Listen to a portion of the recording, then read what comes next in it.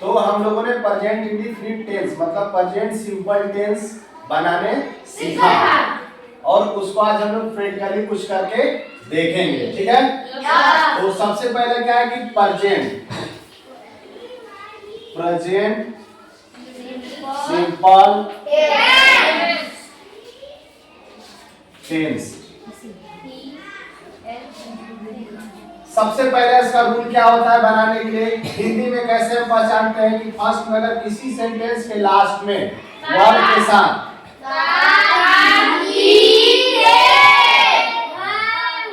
ता ती और लास्ट में क्या आता है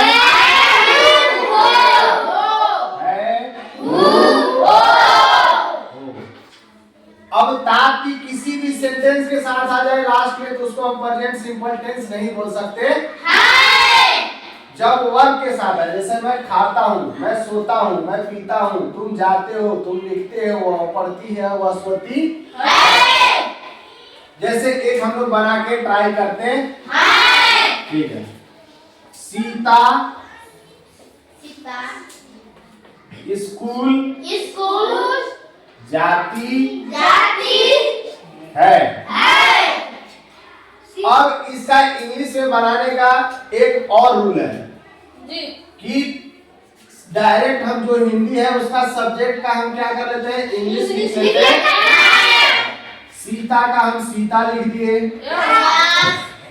इसके बाद डायरेक्ट हम किसको लिखते हैं वर्ब जो क्रिया होता इसमें जाने का काम क्रिया हो रहा, जाने का क्या होता है वो हो गया।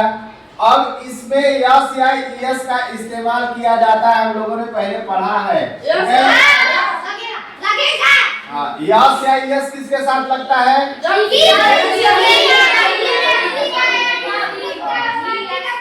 ही सी या किसी पर्सन का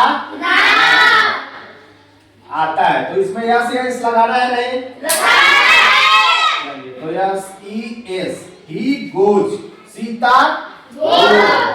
अब इसके बाद कहाँ क्या काम कर रही है हाँ सीता गोज टू स्कूल।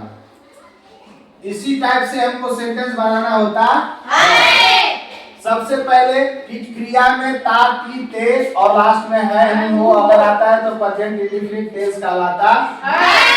उसको इंग्लिश में बनाने का क्या है कि यस या यस लगता है और वर्ब का पहला फॉर्म यूज किया जाता सिंपल, बाकी इसमें और कोई तालमेल नहीं है।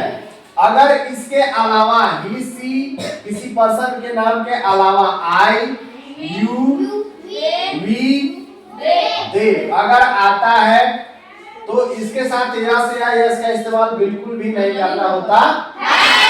चलिए अब नेक्स्ट हम लोग एक सेंटेंस और बनाते हैं। जैसे मान लीजिए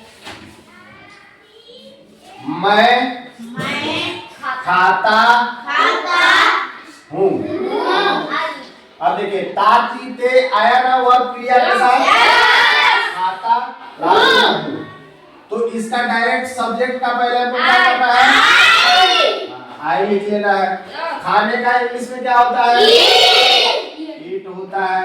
इसमें यस या यस लगेगा कि नहीं हाँ इसलिए नहीं लगेगा कि ही सी किसी पर्सन के अलावा आई आ रहा है आई यू वी दे इसमें हमको यस या इसका इस्तेमाल नहीं करना तो इसमें डायरेक्ट है मैं खाता हूँ आई ईट।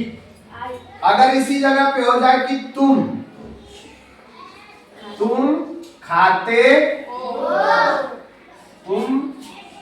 हो नहीं तुम आम खाते हो तब एक और बढ़ेगा इसमें वर्ड तुम आम खाते हो।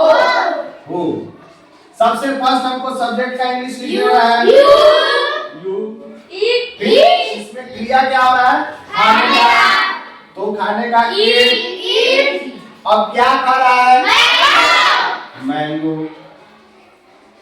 You eat mango. इस टाइप से हमको सेंटेंस प्रेजेंट इंडेफिनिट टेंस का बनाना होता है। अब इससे भी एक लंबा आपको वर्ड में दिखाता हूं। जैसे मान लीजिए राम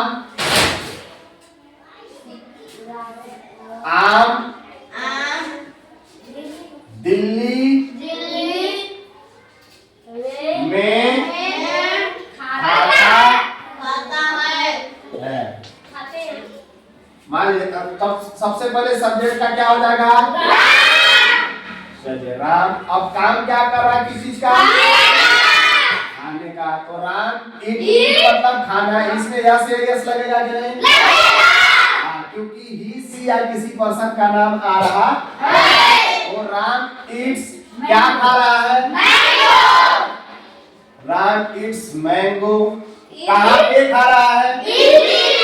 हाँ, इन मतलब में, दिल्ली का दिल्ली। अब सेंटेंस कैसा होगा? राम ईट्स मैंगो इन दिल्ली। राम आम दिल्ली में खाता है। इसी तरह सबसे पहले हमको सब्जेक्ट का इंग्लिश लिखना है। इसके बाद जो इस सेंटेंस के अंदर काम हो रहा है, कौन सा काम? नहाने का, खाने का, सोने का, हंसने का, इसका इंग्लिश हमको लिख लेना है। वर्ब का फर्स्ट फॉर्म। इसके बाद यस या यस का इस्तेमाल सब्जेक्ट के अनुसार हमको कर लेना है। अगर ही सी किसी पर्सन का नाम आता है तो यस या यस लगा देना है। उसके अलावा आई यू वी दे अगर आता है तो हमको यस या इसका इस्तेमाल वर्ब के साथ बिल्कुल नहीं करना है। इसके बाद कौन सा काम? इसके बाद कौन क्रिया होने के बाद क्या काम कर रहा है? किस चीज के ऊपर काम कर रहा है? तो मैंगो के ऊपर खाने का काम हो रहा है। अब कहाँ पे आ जाता है या फिर कैसे आ जाता है? ठीक है, तो उसको लास्ट में हम लिख लेते हैं।